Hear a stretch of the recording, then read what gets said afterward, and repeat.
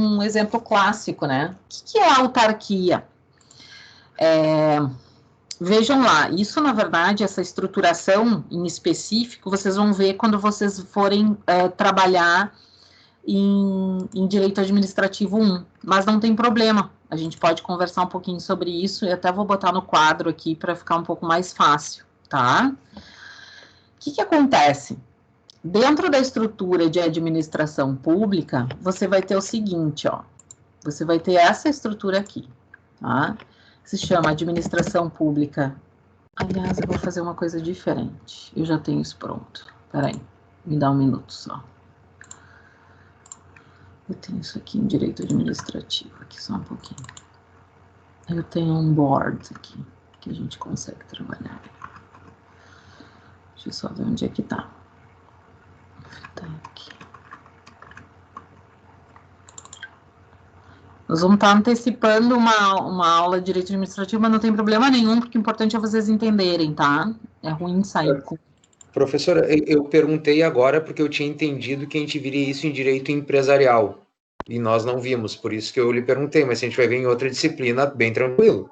Não, nós vamos falar. Eu, inclusive, dou essa disciplina, não tem problema. Ah, maravilha. Vem cá, ó, vem comigo, tá? É o seguinte...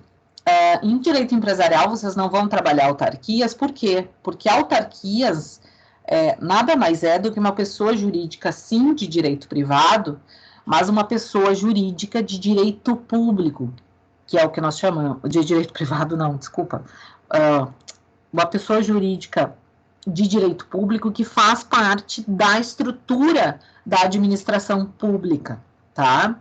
O que é a administração pública? Vem comigo, tá? De lá na Constituição, vocês estão fazendo, alguns estão fazendo também direito constitucional, a gente vai ter o que a gente chama de organização do Estado. Lembram disso, né? Dentro dessa estrutura, nós vamos ter, então, a subdivisão entre aquilo que se considera entes estatais, então, União, Estados, Distrito Federal e municípios, tá? E o que se considera a estruturação de outras pessoas jurídicas que também venham a fazer parte da estrutura da administração pública. Esses mesmos entes estatais são aqueles que vão operar e fazer parte do que a gente chama de administração pública direta. Por que administração pública direta? Porque o chefe da administração pública é o governador no estado do Rio Grande do Sul, é quem? Bem fácil. Acabei de dar o spoiler. É o governador do estado, não é isso? Do estado. Isso. O Eduardo, tá? Então, ele é o governador do estado, ele, então, é o chefe do poder executivo e também o chefe da administração pública estadual, tá bem? Esse cara aqui faz parte, então, do que a gente chama de administração direta, tá lá nos estados. Qual é a diferença que a gente vai ter aqui? Lá pelo Decreto-Lei 200 de 67, tá? 200, Decreto-Lei 267, se quiserem anotar, existe a estruturação da administração pública. E ele vai dizer o seguinte, olha, os estados, a União, o Distrito Federal e os municípios, que são a administração direta, ou seja, como se fosse a origem, tá? Eles podem exercer as suas funções, as suas atividades administrativas da administração pública, que nada mais é do que prestar serviço público, né, exercer atividade de fomento, em alguns casos exercer atividade econômica, entre outros, né? Mas o principal é prestar serviço público. Dou um exemplo. Ele pode vir a ter, dentro da sua estrutura de administração direta, as escolas públicas, não é? A quem as escolas públicas são vinculadas, que estão reabrindo agora? Vamos lá, me ajudem. Ao Estado, estaduais ao Estado. Ao Estado. Através de quem? Da Secretaria de Educação. O que a Secretaria de Educação é? Ela é um bracinho do Estado, ó. Se vocês não estão me enxergando, mas imagine aqueles bracinho cotoco, sabe? Ela é um bracinho do Estado, ou seja, ela é um órgão do Estado. Ela é um pedacinho do Estado. Assim como é a Polícia Civil, por exemplo. Assim como é a Brigada Militar. Nós somos bracinhos do estado do Rio Grande do Sul, não é isso? Só que nós ainda somos administração direta. Por quê? Porque nós não temos autonomia. Então, ou a gente tem autonomia, o pessoal que é da brigada, o pessoal que é... Não, né? A gente, para todo plano de investimento, valor orçamentário, dinheiro que a gente precisa para pagar hora extra, para pagar diária, para comprar armamento, para não sei o quê, tudo a gente tem que pedir para quem? Para o governo. Não é isso? A gente não tem autonomia, né? Praticamente nenhum. Um dia teremos. Não, tô brincando. Mas, enfim, muito bem. O que acontece com isso? Tá? O que acontece? Vocês estão conseguindo visualizar meu quadro aqui, né? Sim. Ok. Sim, O que acontece com isso?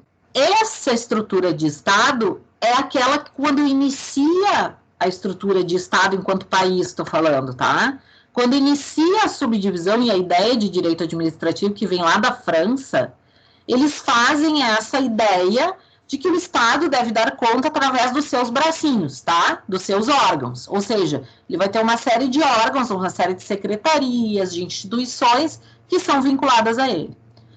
Lá em 67, os caras começam a pensar o seguinte: gente, a máquina do Estado não está dando conta.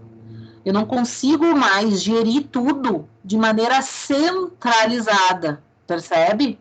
Eu não consigo ter tudo perto do governo do Estado, porque o cara vai ficar louco. Não, eu tô brincando, mas fica tudo muito burocrático, porque é tudo muito junto, né? Se eu não tenho autonomia, tudo tem que ser decidido, toda decisão acaba passando pelas pastas e por aquilo que está no entorno do Estado, da União, do Distrito Federal ou dos municípios. O que os caras fazem, então, nesse Decreto-Lei 200 de 67? Eles dizem o seguinte: olha, vamos tornar a administração... Já ouviram falar nisso, né? Vamos tornar a administração pública mais eficaz, menos burocrática. Né? Um pouco depois entra lá na Constituição o princípio da eficiência, né? Mas ainda os caras começam a pensar assim: não quero mais aqueles cara crachá que vinha no Zorra Total, né? Lembra? O cara carimbador lá e tal. Eu quero eficiência, eu quero fazer com que eu fique parecidinho com a estrutura privada, com as empresas, com lá a estrutura das empresas privadas, das sociedades empresárias. Daí, o que os caras fazem nesse decreto? Eles criam pessoas jurídicas autônomas. Por isso que ele tem cor diferente aqui, vocês estão vendo? Aqui é administração direta. E aqui tem as figuras que vão compor o que a gente chama de administração pública indireta. Percebem? A primeira figura que eles criam para a administração indireta são as autarquias. Por quê? Autarquias significa entrega, ou seja, significa que eles têm exatamente eles recebem a mesma função e as mesmas características que teria aqui no amarelinho, aqui na administração direta. Então, a autarquia é a primeira pessoa jurídica, é a primeira estrutura, espécie de pessoa jurídica de direito público, no caso, que vai poder vir a, por exemplo, prestar serviço público, exercer poder de polícia administrativa em alguma medida, poder exercer atividade de fomento, etc. Atividades que são caracteristicamente estatais. Percebe? Atividades que são caracteristicamente do Estado. E por que vocês não estudam autarquias em direito empresarial? Porque essa figura da autarquia, ela é uma figura de direito público. Ela é uma figura que vai se referir a uma pessoa jurídica que é criada de maneira autônoma. Por que usam o bendito exemplo do Detran? Olha só. Por que se usa o exemplo? Que existe. Não é o único, tem vários. Dá para citar vários. Dá para citar o DAI, ajuda? Não, tô brincando. Não, tem outros tantos exemplos. Inclusive autarquias especiais, como, por exemplo, a Anatel, enfim, né? E as autarquias, elas foram evoluindo também no sentido da própria especialização. Daí vocês vão ver que existem as agências executivas, existem autarquias em regime especial, que têm um poder maior de fiscalização, por exemplo, né? Mas por que se usa muito o exemplo do Detran? Porque o que acontecia com a época da expedição de CNH? Eu não sei se tu é velha ou novo, mas eu sou velha, mais ou menos. Mas, assim, o pessoal antes fazia... Era pela civil, né? Era tudo da polícia civil. Ou seja, polícia, isso, lembra? A polícia, lembra que tiraram os bondes agora ali da polícia há pouco? E os caras faziam prova dentro dos bondes, lembra? Dava uma volta na quadra, era uma função, né? Eu me lembro que eu era pequena e meu pai foi fazer renovação lá, e eu fui com ele. Mas é tudo muito vago, sabe? Mas eu me lembro que era ali no Palácio da Polícia, ali atrás. Isso, exatamente. Por quê? Porque era vinculado à Polícia Civil. E por que o trânsito era vinculado à Polícia Civil? Porque a Polícia Civil era melhor. Não, tá, até somos, tô brincando. Mas, não, gente, não é por isso. É por um motivo muito simples. Porque a Polícia Civil era a mais capilarizada. Ou seja, era a que mais tinha estruturas pelo Estado, né? Então, tinha delegacia em tudo que é canto. As pessoas queriam abrir delegacia que nem louco, né? E aí, hoje ainda é assim um pouco, mas enfim. Vamos lá, foca aqui comigo. O que os caras fizeram? Eles entenderam que ficar vinculado nos bracinhos da Polícia Civil, ou seja, do Estado do Rio Grande do Sul, a parte do trânsito, não fazia com que isso fosse um processo eficiente. Percebem? Que isso fosse um processo que acontecesse de maneira rápida, né, como eles queriam. E aí eles disseram o seguinte, não, vamos fazer o seguinte, vamos então usar o decreto 200 e criar uma autarquia, vamos entregar a prestação do serviço público e também, em certa medida, o exercício do poder de polícia administrativa para essa autarquia, para esta pessoa jurídica autônoma, separada, que vai fazer parte da administração indireta. Então, a autarquia, sim, tem uma autonomia administrativa, uma autonomia financeira, uma autonomia para gerir os seus recursos, para contratar os seus servidores. Os servidores das autarquias são os mesmos que são do Estado, do quadro geral, como se diz, né? Então, são servidores dessa pessoa jurídica em específico. Por que, ora bolas, né? Como se diz, por que se criou essa pessoa jurídica? Com uma ideia do que a gente chama de descentralização administrativa.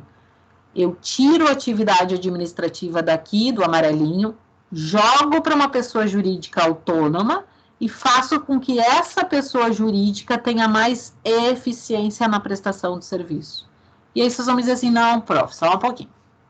Mas o Detran segue subordinado ao governador, vai em todos os eventos, está sempre lá, tem que ter sempre, né, bater continência, etc. Muito bem.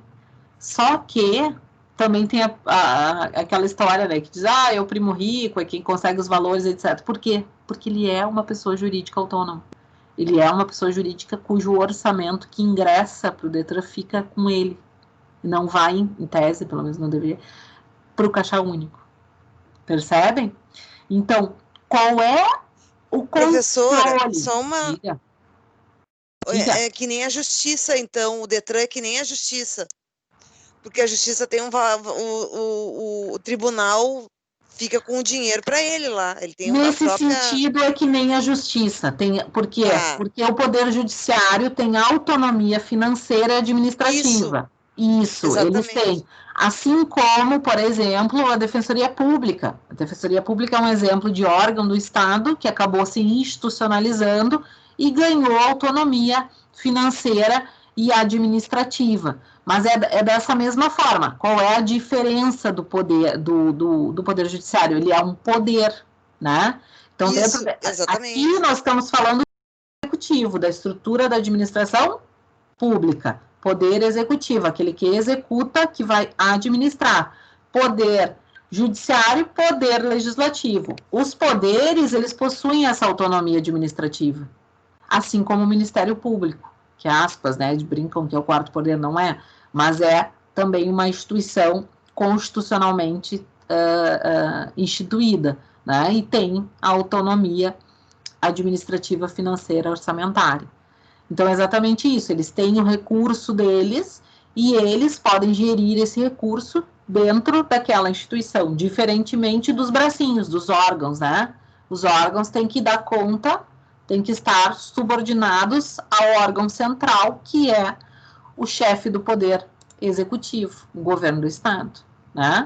Então, o que acontece com a autarquia? É uma forma de se descentralizar, ou seja, eu jogo a atividade para uma pessoa jurídica específica, isso que é uma autarquia, ela também vai prestar serviço público, né?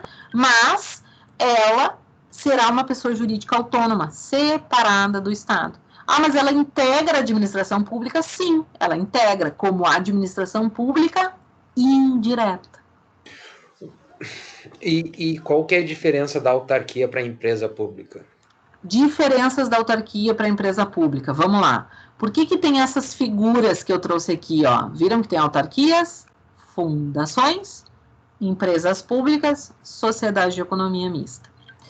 Com o tempo, e até pelo próprio decreto 200 de 67, se instituiu as autarquias, mas se verificou que também era preciso instituir uma outra figura, outro tipo de pessoa jurídica que desse conta, por exemplo, de atividades educacionais, de atividades culturais, de atividades que eram importantes para a estrutura da administração pública. Quem fez isso?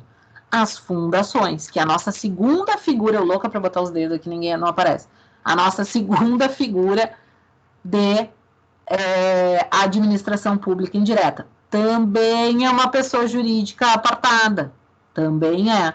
Em regra, pessoa jurídica de direito público, tá? E por que eu digo em regra? Porque lá em administrativo a gente vai ter uma conversa longa sobre a história das fundações, que desde 69 tem uma briga imensa, e vocês vão me dizer, ai, prof, mas, por exemplo, lembra aquela fundação que foi extinta no último governo, que era uma fundação... A Zoobotânica, eu não sei qual era a caracterização dela, mas aquela de ensino... FDRH. A FDRH era uma fundação de direito privado. Ela foi instituída como fundação de direito privado, em que pese parte da estrutura do Estado. Mas havia um conflito, e ainda como é que se diz? Ainda isso está em discussão do ponto de vista jurisdicional, sobre a caracterização das fundações como direito público ou como direito privado. Ai, tá, eu não vou dar aula sobre isso agora. Tá, mas por quê? Por que tá essa discussão? Por quê? Porque, gente, quando se instituíram as primeiras fundações, qual era o objetivo, né, principalmente das estruturas de administração, da administração pública direta, né, ou seja, dos chefes da administração pública, prefeitos, governadores, enfim, o próprio presidente. A ideia das fundações era poder flexibilizar essas questões educacionais, culturais, etc. Porque o que acontecia? Acabava-se tendo, isso ainda lá, dos anos 60, 70, acabava-se tendo algumas limitações burocráticas para isso. Por exemplo, eu queria contratar um determinado show, né, cultural para a minha cidade. Eu tinha uma burocracia, porque eu tinha que licitar, né? Depois a lei de licitações corrige isso.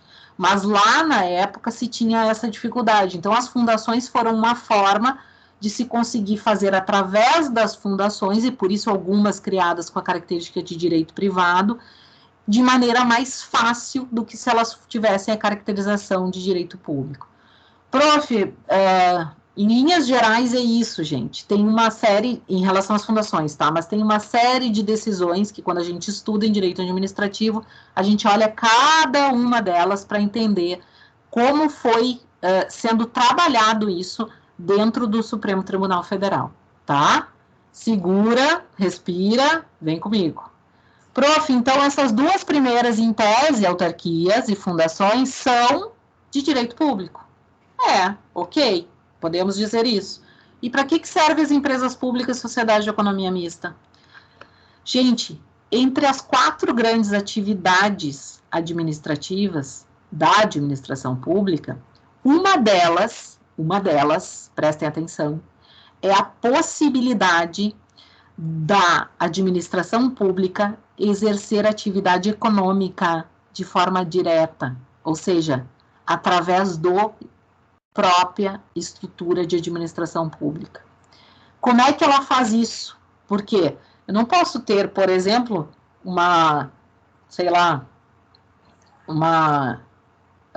digamos, a própria empresa de Correios. Se eu tivesse uma empresa de Correios que fosse um órgão do Estado, seria estranho, no mínimo, né?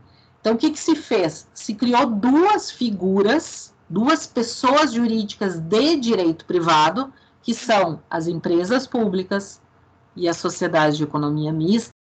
Se criou essas duas figuras, e já vou falar da outra, para que a gente pudesse ter o exercício de atividade econômica, conforme o artigo 173 da Constituição Federal, através de pessoas jurídicas autônomas, mas pessoas jurídicas com a estrutura de direito privado. Aí vocês vão perguntar, prof. Jesus, agora embolou, mas por que a gente não estuda empresas públicas, sociedade de economia mista lá no direito privado, lá no direito empresarial? Ou se estuda só pincela? Por quê, gente? Porque em que pese elas tenham a característica de empresas públicas de direito, pessoas jurídicas de direito privado, tá? Elas guardam o que a gente chama de núcleozinho duro, sabe? Elas guardam um núcleozinho que as vincula com a ideia de administração pública. É como se elas tivessem um núcleo que estivesse afeito ao respeito aos princípios da administração pública. Então, pelo fato delas não deixarem de ser estruturas da administração indireta, elas são sim empresas, são sim pessoas jurídicas, são sim, tem sim uma estruturação, mas de pessoa jurídica de direito privado, elas competem, inclusive, com as estruturas empresariais do direito privado, mas elas têm como característica esse atender, pelo menos dentro desse núcleo, em alguns aspectos, ao direito público. Prof, mas aí qual é a diferença entre empresa pública e sociedade de economia mista? Por que criaram uma, não criaram outra? E criaram outra. Muito bem. Gente, a grande diferença que a gente vai ter aqui é a seguinte: as empresas públicas, elas têm capital 100% público. Então, na empresa pública, eu não admito capital privado, em hipótese alguma. Por quê? Porque a ideia é justamente fomentar a economia, movimentar alguns setores da economia. É o exemplo do Correios e Telégrafos, tá? É o exemplo do Correios e Telégrafos que já teve discussões homéricas dentro do STF e ainda nem sei como é que está isso agora. Então, eu tenho que me atualizar em relação a isso. O que acontece com a empresa pública de Correios e Telégrafos? A União, tá? A União, essa aqui, tá? Ela tem a obrigatoriedade de exercer, de manter o serviço postal no Estado. É uma atribuição constitucional. O que é o serviço postal para a época da Constituição de 88? O que é serviço postal? Vamos lá, me ajudem. Ou vocês não sabem, ou vocês não são dessa época. Eu sou da época. Carta! Isso! Carta! Eu sou dessa época, recebia carta, né? Sim. Então, agora a gente só manda e-mail aqui, Conta. né? Conta. Boa, ótimo, maravilhoso. Carta, gente. Serviço postal é carta, ou seja, eu preciso manter um estado que circule notificações. Isso é manter o serviço postal. O que ele fez? O que a União fez? Ela cria, então, uma empresa pública. Por quê? Porque parte dela pode ser... já que manter o serviço postal é algo caro, né? Então, eu preciso fazer com que isso efetivamente seja uma forma de movimentar a economia em relação a isso e, ao mesmo tempo, exercer a atividade e a prestação de serviço, que é manter o serviço postal.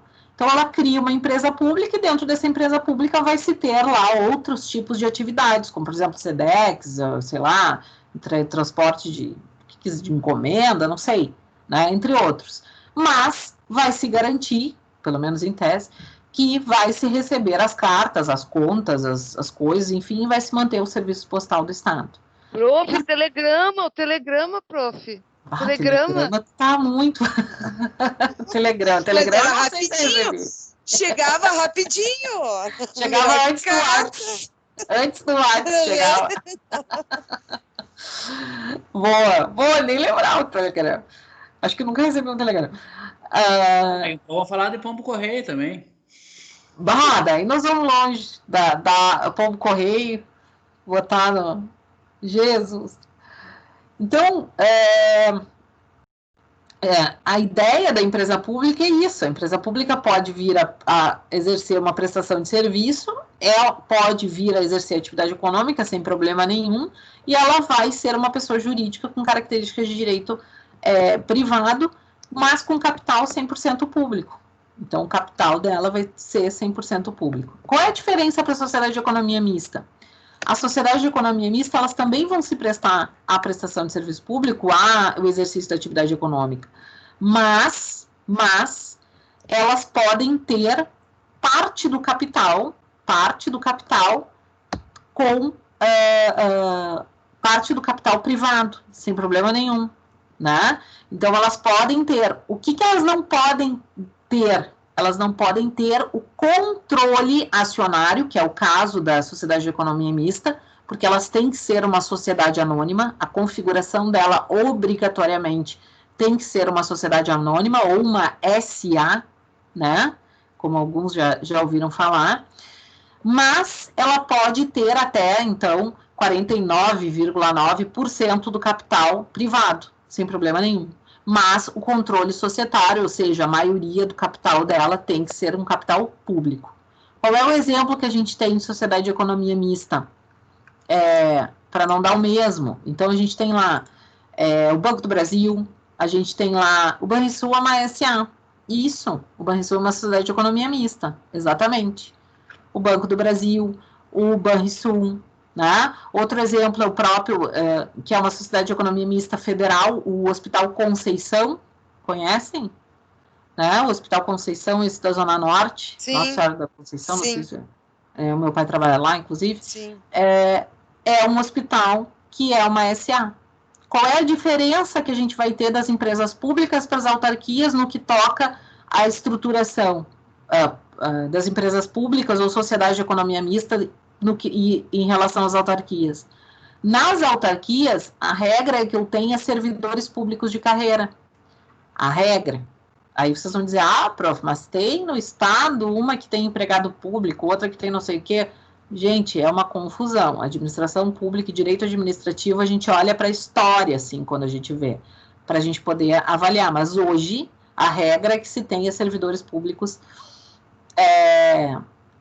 concursados e de carreira para a estrutura das autarquias. Já nas empresas públicas, não.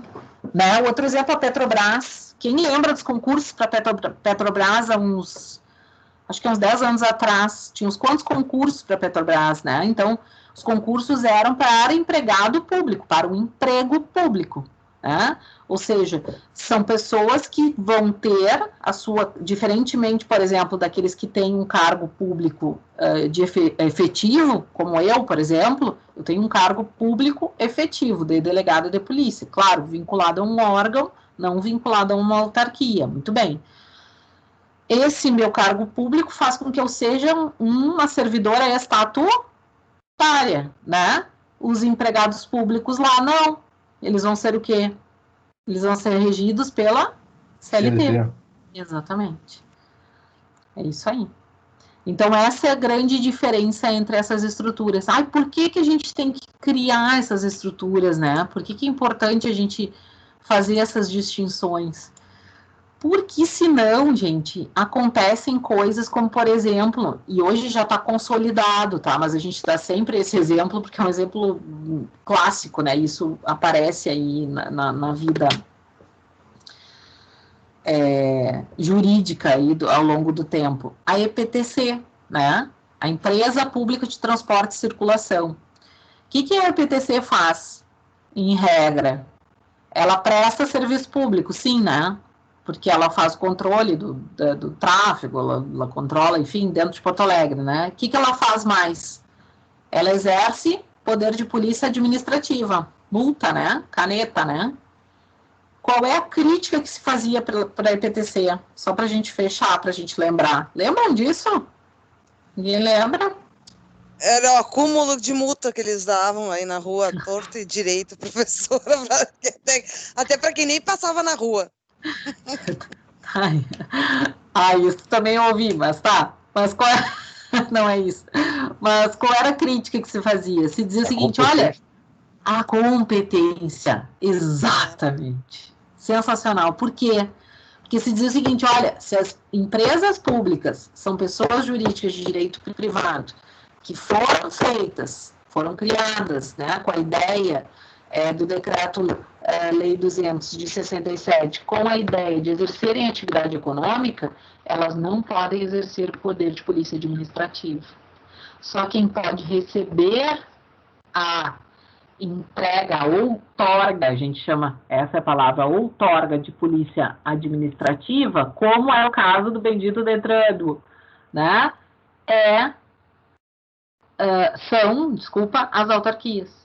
Então, eu preciso usar a figura da autarquia para poder fazer isso, porque é como se ela fosse mais, usar uma expressão assim, ela é mais segura, porque ela é uma pessoa jurídica de direito privado, ela é composta por servidores de carreira, ela tem uma estrutura mais limitada, ela vai atender ao princípio de licitar sem exceções, ela vai ter um outro tipo de tratamento em relação à questão tributária, percebem? Então, essa pessoa jurídica é a mais adequada para isso, e não, por exemplo, a empresa pública.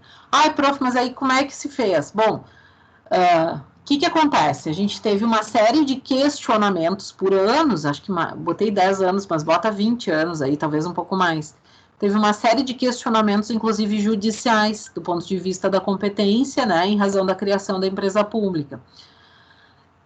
O fato é que a empresa pública, a EPTC, né, acabou se convalidando, aspas, né, acabou se entendendo que, em que pese ela tem a caracterização de empresa pública, ela opera como se a autarquia fosse, e, portanto, se entendeu a possibilidade de competência e se manteve aí, porque senão vocês imaginem que haveria uma anulação, né, seria a competência um dos requisitos, depois vocês vão ver isso também em direito administrativo, mas ela é um dos requisitos elementares para os atos administrativos.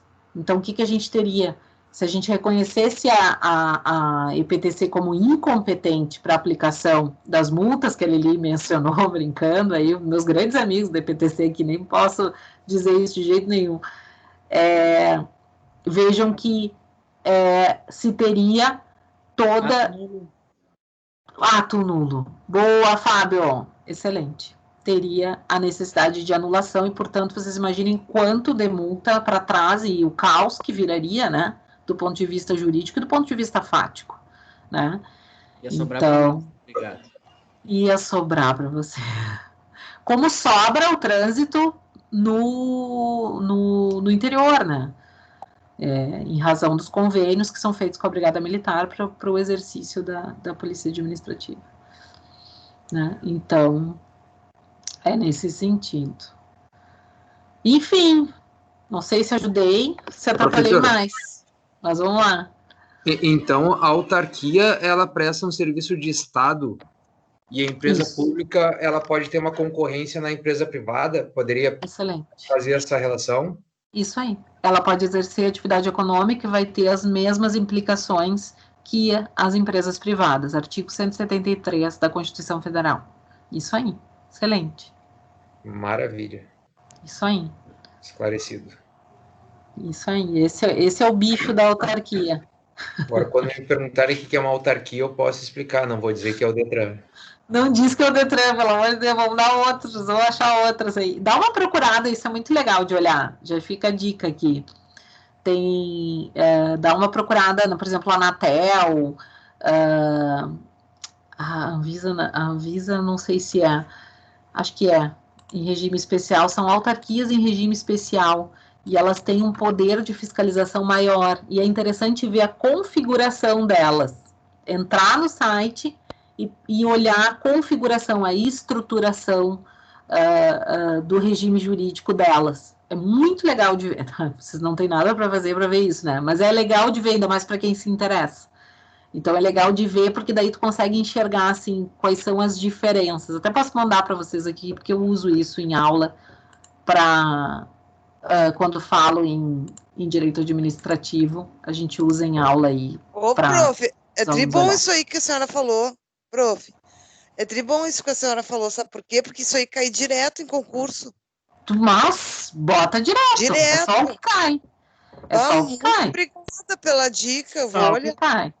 E é super bacana de olhar assim, porque às vezes a gente não se liga de entrar, a gente sabe que existe determinada pessoa jurídica ou determinada instituição, mas a gente não se dá conta de olhar a estruturação dela. Ou seja, qual é o regime jurídico, como é que ela é instituída, por que ela tem essa estrutura, né? E quando a gente começa a olhar aquilo ali, a gente começa a entender, isso é função do jurista também, né? Porque a gente começa a entender, opa, por que é aqui, né? Por que é assim, por que... E aí a gente começa a entender como é que funciona. Tá bem? Mas é isso, a gente vai conversar mais aí em direito administrativo, aí, mais para frente. Esse materialzinho aqui eu posso deixar com vocês, tá? Esse é só um dashboard aqui para a gente falar. E aí aqui aparecem as concessionárias e permissionárias. Por que elas estão do ladinho, né? Porque elas não fazem parte, passem uma linha aqui, ó. Elas não fazem parte da administração pública. Então, quem é administração pública? O amarelo e o azul. Quem não é administração pública? As concessionárias e permissionárias, aí o bendito exemplo da Concepa, enfim, que era concessionária da Freeway ali, e as entidades paraestatais. E aí essas aqui vocês já ouviram falar, né? Sistema S, o SENAC, SESC, SENAI, enfim... As OCIPs, né, que são as organizações sociais de interesse público, as OAS, que são as organizações sociais, as entidades de apoio que, em regra, vão existir dentro da estrutura dentro da estrutura das universidades. Então, essas entidades paraestatais são entidades tidas como ao lado do Estado, elas não são o Estado, elas são ao lado do Estado. Às vezes isso gera dúvida também, né? Às vezes a gente olha o SESC, SENAC, a gente pensa, mas é uma autarquia, o SESC? Não, é uma entidade paraestatal, parte dos serviços autônomos, sociais autônomos, que é o que a gente chama de sistema S, né? Então, eles vão servir para as categorias, né? E vão, sim, receber... eles recebem, sim, subvenção pública, tá? E por isso a gente às vezes confunde e acha que tem tem uma vinculação direta com a administração pública. Diretamente não tem, mas como recebem subvenção pública, eles também são fiscalizados, por exemplo, pelo Tribunal de Contas. Tá bem. A autoescola é permissionária, no caso, professora? A autoescola não. A autoescola não. Por quê? O que é a autoescola? Ela não é uma permissionária. Permissionários são, por exemplo, os taxistas, mas aí tem uma discussão se são autorizatários ou permissionários.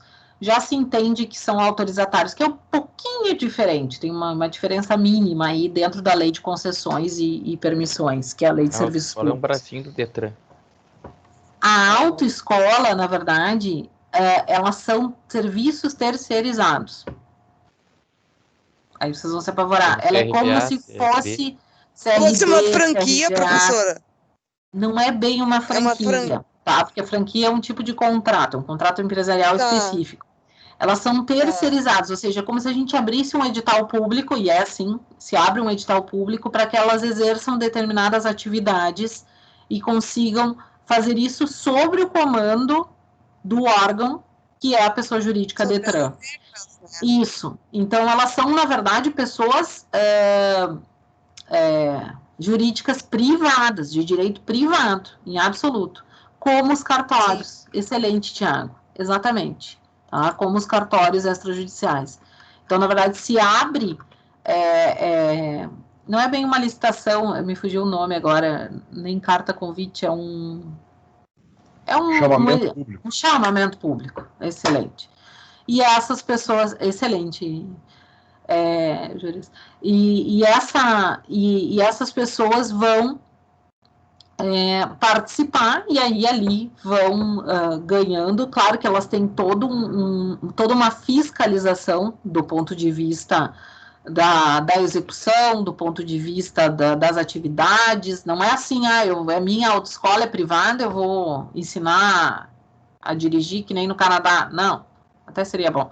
Mas, enfim, não. Eles têm um regramento que é repassado pela pessoa jurídica, e ali eles têm que seguir, e todo o sistema é centralizado, né, e ele tem que ser alimentado de acordo com o que é o sistema. Gente, me fugiu até o sistema agora. O GID, né, que é o sistema que se tem lá em relação aos cadastros de veículos, etc. Tá? Mas eles não são... O que eu tinha dito que eles não são? Já nem me lembro. Mas eles não são... Permissionários. Permissionários, isso. Exatamente. Mas as rodoviárias são permissionárias, né? As rodoviárias são. Exatamente. Por quê? Porque o permissionário, ele precisa de autorização. Percebem? É como se o Estado precisa que se exerça o serviço de transporte público. Ele precisa que se exerça o serviço de transporte de pessoas, por exemplo. Né?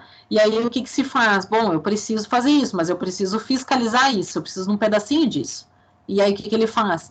Ele faz um regulamento onde essas pessoas têm que atender determinados requisitos para que tenham efetivamente essa permissão estatal. Certo? Que na verdade, nada mais é do que um ato vinculado, uma vez que eles tenham cumpram os requisitos necessários. Tá bem? Dúvidas? Perguntas? Dores? Aula de administrativo hoje? Meu Deus. Então tá, vamos lá. Já é quase 9 da noite. Vamos embora, mas adorei. Ótima pergunta, Eduardo. Importante a gente ter esses esclarecimentos aí para ir adiante. Pessoal, qual é a ideia? Esse aqui eu vou mandar para vocês, então, tá? É um PPTzinho, enfim, um materialzinho, mas é legal de estudar, assim. Eu gosto muito desse material, que é eu até não usei com vocês, eu acho, mas é até me esqueci o nome dele, mas é um material bem bacana aí para a gente trabalhar. Vamos lá, podemos? Deixa eu só tomar uma aguinha aqui. Gente, depois se tiverem mais dúvidas, tranquilo, tá? E aí, semana que vem, façam aquelas questões. Vocês viram aquelas questõezinhas no final do material de pessoas jurídicas? Chegaram a ver? Eu vi, professor. Tá, daí vou pedir que vocês façam e a gente corrige na aula que vem, pode ser? Tá. E aí a gente consegue ir tirando mais dúvidas e conversando, tararás, tá? Vamos entrar em autonomia privada? Tá, eu queria muito um quadro aqui, mas não consegui movimentar para fazer. Mas vamos lá, vamos para o PPT, a gente vai conversando, depois eu volto ali para o quadrinho, vou escrevendo algumas coisas para a gente olhar.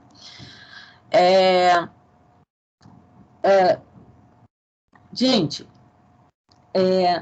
na verdade, o que a gente tem que pensar, né, quando a gente fala em autonomia privada, e essa é uma palavra que a gente vai usar em fundamentos do direito privado, ou em teoria geral do direito civil, como a gente está fazendo agora, porque ela é uma estrutura que vai aparecer dentro do direito civil de maneira muito ampla, né, muito amplificada. Vocês vão ouvir o resto da vida jurídica de vocês essa ideia de autonomia privada. Só que existe uma grande diferença dentro desse fundamento, e por isso ela é tida como um princípio fundamental do direito, e um princípio que vai quase que ser um dos eixos, um dos grandes eixos dentro da estrutura do direito, né? Por quê? Porque ela vai dizer o seguinte, olha, e esse é o fundamento do direito privado, né? Quando a gente iniciou lá as nossas primeiras aulas, a gente disse assim, olha, o homem ele pode fazer tudo aquilo que a lei não proíbe no direito civil, ou com uma ideia de autonomia privada. Né? Por quê?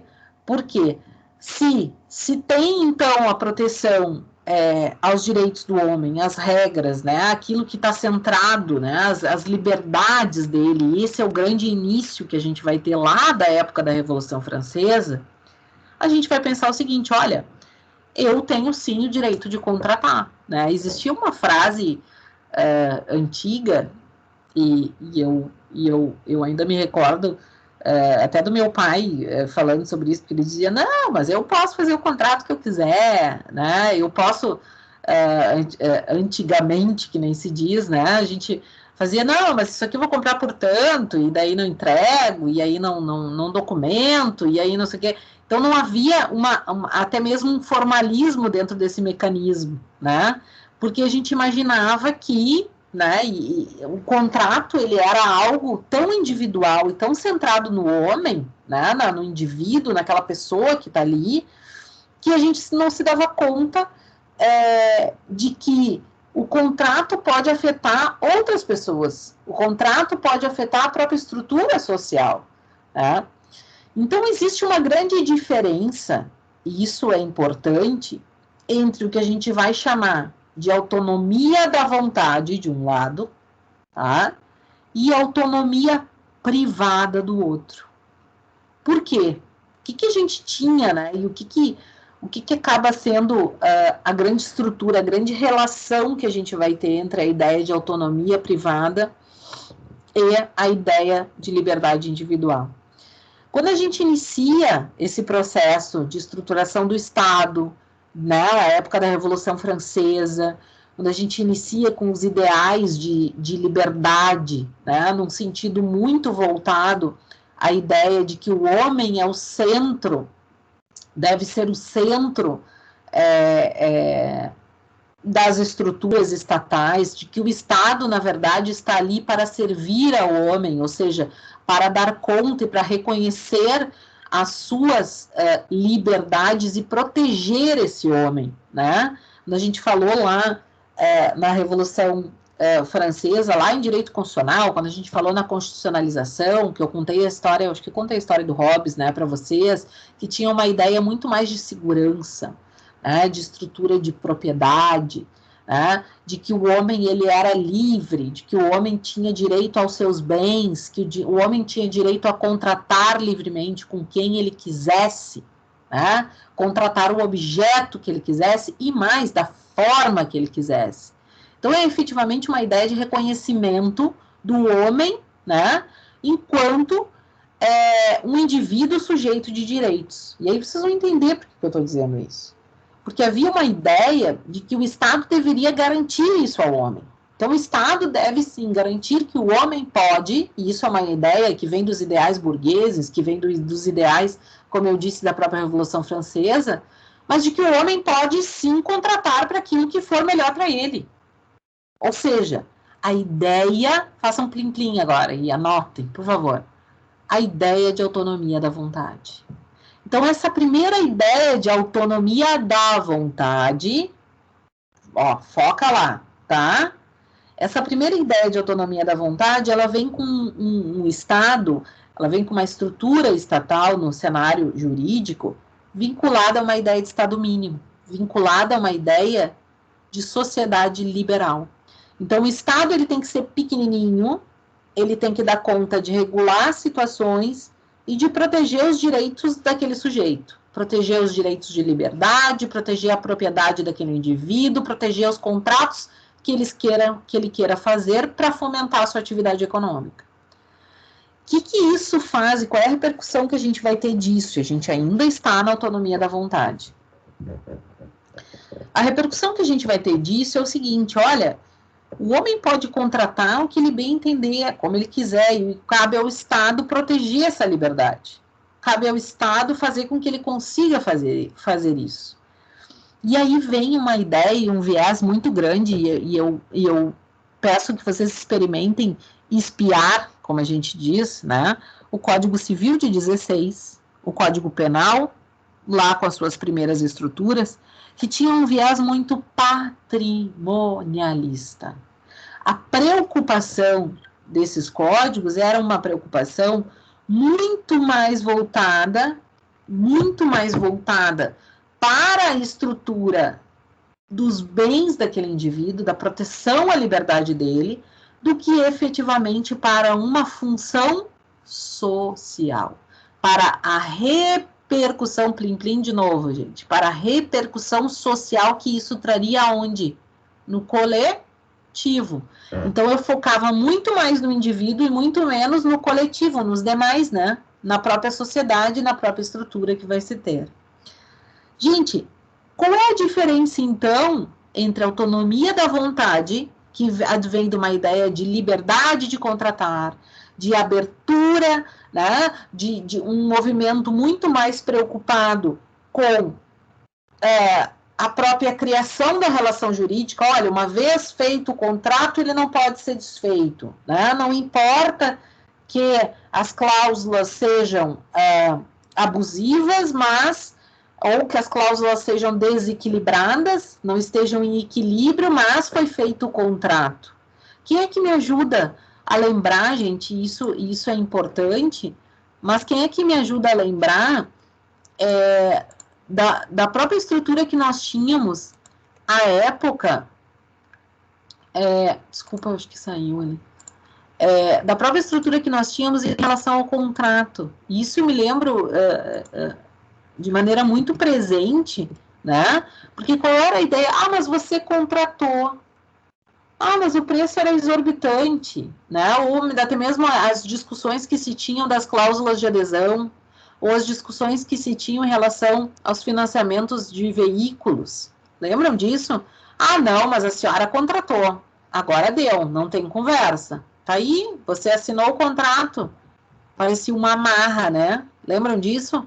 Havia muito mais interesse de que se mantivessem as pactuações, que se tivessem o que a gente chama de pacta sunt servanda, né? Depois a gente vai falar um pouco mais sobre isso, mas de que os contratos devem ser cumpridos, né? A ideia de que os pactos, as formalizações, uma vez feito o contrato, eles devem ser cumpridos, né? Independentemente de ferir, né, qualquer outra estrutura, como, por exemplo, o princípio da dignidade da pessoa humana, ou ainda a igualdade.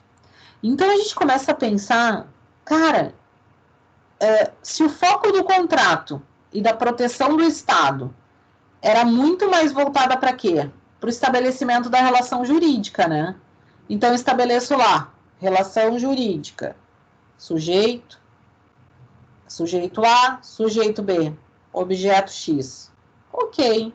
Estabelecido o vínculo, estabelecidas as obrigações, resta-me fazer o quê? Cumprir. Vejam que essa ideia, ela era muito mais focada nisso, do que no impacto social que poderia advir desse contrato.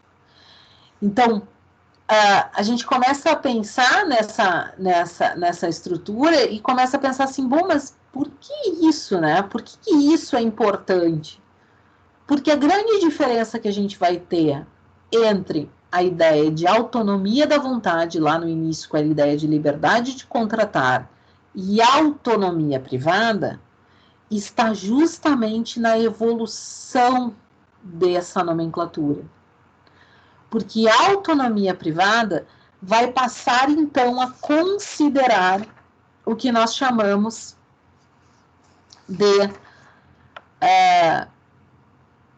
vai passar a considerar o que nós chamamos de estruturas constitucionais do direito civil.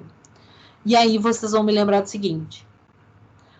Prof, lá nas primeiras aulas eu disse para vocês que hoje a leitura do direito constitucional, do direito civil, desculpa, não é mais uma leitura que seja feita somente sob a ótica do regramento do direito civil. E vocês vão lembrar que eu disse que um dos princípios basilares para se olhar o direito civil hoje está muito voltada à ideia de dignidade da pessoa humana e de igualdade. Então, a autonomia privada é uma evolução, é uma relativização da autonomia da vontade. Olha lá, vamos de novo. A autonomia da vontade é liberdade de contratar. Abram os braços agora. Ah, eu vou fazer que nem a professora Vanessa, devia ter vindo de bruxa, de... Como é que ela veio? De... Como é que é o nome daquela mulher? Mortícia, sei lá, o quê. Mas não, Malévola. Malévola. Eu achei sensacional. Eu fiquei louca, mas eu não entro muito, não faz muito meu estilo, mas a gente pode criar alguma coisa. Olha lá, venham comigo. Autonomia da vontade e liberdade de contratar, gente. Eu contrato com quem eu quero, como eu quero, com a cláusula que eu quero e acabou. E cabe ao Estado dizer o seguinte: sim, o pacto deve valer. Percebem? A autonomia privada é uma relativização da autonomia da vontade. Também há uma autonomia do indivíduo, porque senão vocês vão me dizer assim, ah, não, mas agora o Estado passou a dar conta dos meus contratos, eu não posso mais ter liberdade de contratar, vai todo mundo ficar apavorado, porque a gente não vai poder nem fazer as comprinhas, né, gurias, né, os sapatinhos, as coisas, né, não vai dar. Não, gente, não é isso, não é isso. Quero dizer que o Estado passou a se preocupar com as relações jurídicas. O Estado passou a se preocupar com as relações jurídicas privadas. Por quê? Por quê? Porque ele passou a olhar para elas sob a ótica da dignidade da pessoa humana, sob a ótica do equilíbrio, sob a ótica da boa-fé, sob a ótica da justiça, da ordem e da liberdade. Então, gravem primeiro essas 3 grandes palavrinhas: ordem, justiça e liberdade. O que o Estado passou a fazer pós Primeira Guerra Mundial ainda, gente? Ele passou a dizer o seguinte, olha, com o caos que a gente viveu na Primeira Guerra, o Estado tem que ter mais rigor nas relações privadas, nas relações jurídicas. Por quê? Porque a vontade não pode ser tão livre quanto se gostaria. Então, o que ele fez? Ele criou a ideia de autonomia privada, que também é algo que preserva a liberdade pactual, que preserva a liberdade de contratar, mas diz o seguinte, olha, tá bem, os particulares têm a liberdade de contratar, porém, calma lá, alto lá. Eu vou estabelecer regras mínimas para que eles atendam ao interesse social, ao interesse coletivo. Percebem?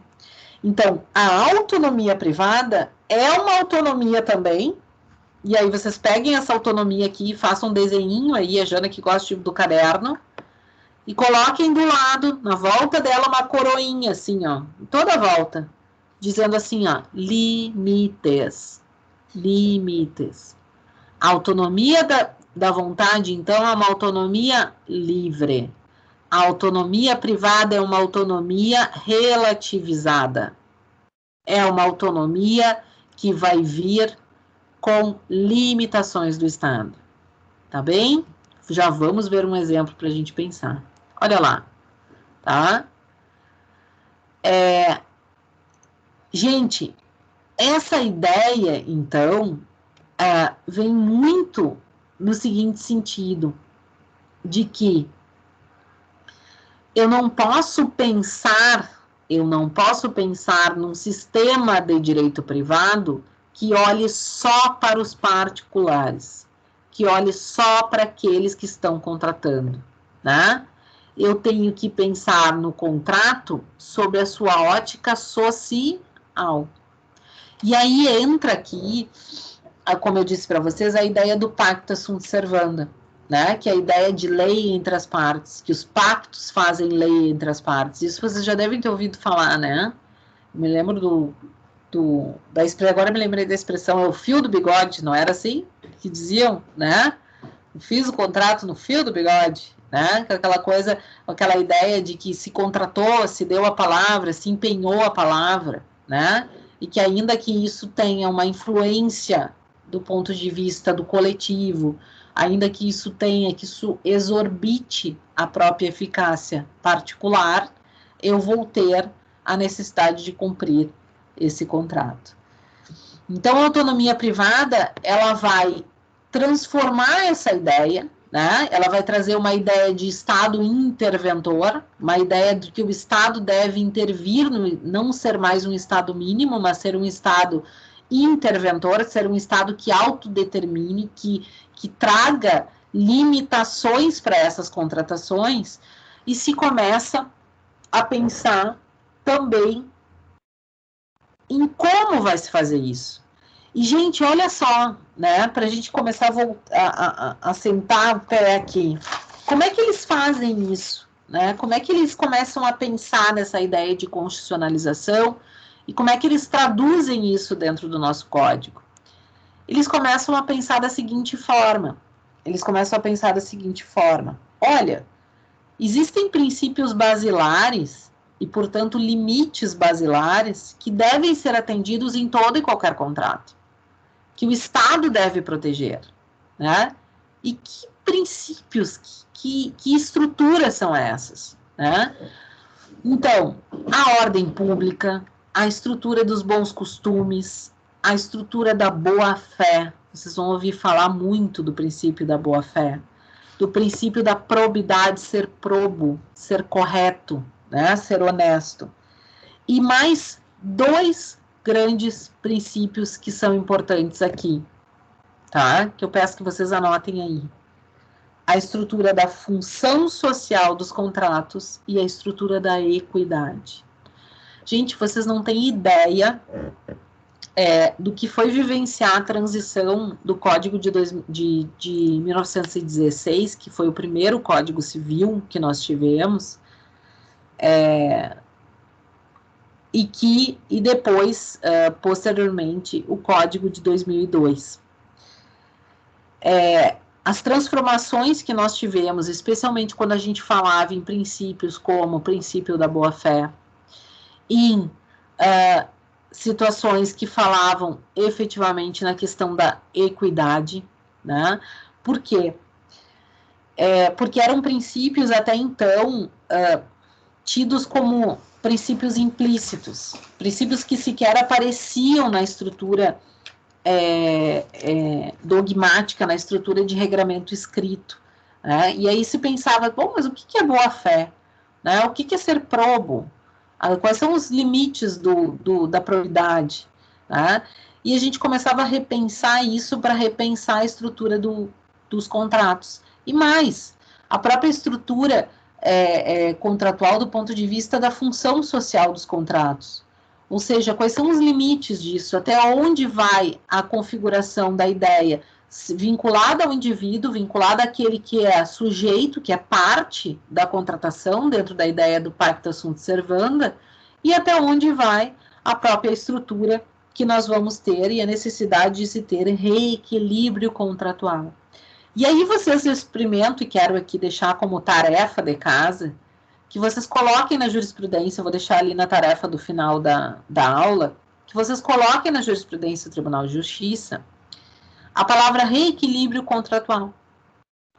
Vocês vão achar infinitas decisões no sentido da necessidade de equilíbrio ou reequilíbrio contratual. E isso era muito mal visto à época ainda que eu estudei direito, mal visto do seguinte sentido: qual é o limite disso? Como é que eu consigo pensar na estrutura de reequilíbrio contratual? Vejam aqueles contratos de leasing, lembram disso? Os contratos, acho que eram contratos de leasing, que eram feitos em relação aos veículos, e que depois acabavam virando uma bola de neve de valores, né? Infinitamente grandes. Então, vejam o quanto isso fez valer e fez com que a gente tivesse uma série de revisionais de contratos. Né? Aqui estou falando de contratos de consumo, mas poderiam ser de outros contratos. Então, pós 2002, a gente teve uma febre, aspas, né, jurídica de revisionais de contratos. Por quê? Porque eram contratos que não tinham uma estrutura equilibrada, né, que por vezes não atendiam à própria estrutura de ordem pública. Então vejam que essa estrutura relacionada à própria autonomia privada, ela vai fazer com que a gente repense como a gente vai olhar para esses contratos. Ela vai fazer com que a gente repense quais são os limites dessa autonomia da vontade. Mas eu vou fazer o que quero, eu vou contratar como... mas se ele aceitou comprar, portanto, né? Se ele aceitou comprar por um valor exorbitante, ele não pode vir a questionar isso em juízo. Né? Eu resolvo comprar esse copo, tá aqui comigo, de água, e resolvo dizer que nossa, é maravilhoso, fico encantado, sou ludibriado, né? Querem um exemplo legal? Estou sendo gravada, mas eu vou falar. Vamos lá. Né? Procurem na internet, e isso claro, vários exemplos de direito consumidor aqui estão me vindo, mas enfim. Mas procurem na internet casos, esses casos de compras, não sei se vocês já ouviram falar, que as pessoas são chamadas para comprar, e nada contra, tem gente que compra e dá super certo, é muito tranquilo. Mas as pessoas são chamadas e colocadas num determinado ambiente em que elas se sentem impelidas a contratar, a comprar. Querem um exemplo?